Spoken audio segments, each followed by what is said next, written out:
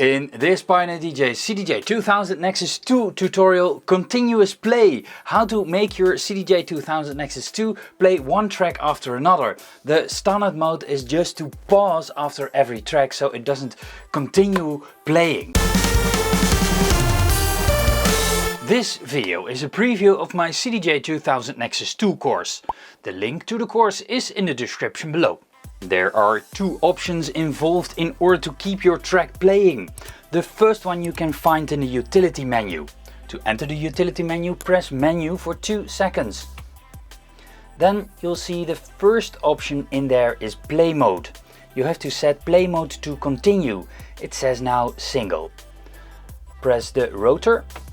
Then you can change the value. By rotating to the left you can change it to continue. Press the rotor again and now the menu option is set. Exit the utility menu by pressing menu again. This alone will skip to the next track, but your next track won't start playing. That is because of the auto-cue.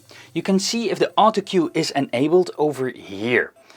It says A.Cue in the screen. If A.Cue is red in the screen, then the auto-cue is enabled and it cues the track automatically. That means that it doesn't start playing when you load in a song. To disable the auto-cue so it keeps playing, so it starts the next track, press here, there is a button over here, it says time mode, and over here auto-cue. Press this button for 2 seconds and you will see that A.Cue will disappear.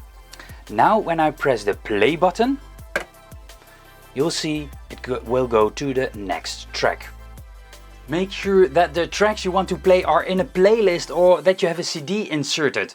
It won't work, for example, when you searched a song and you think it will continue to the next. That won't work. That's a single song. So a playlist or a CD. More CDJ 2000 Nexus 2 tutorials in the playlist here in the screen.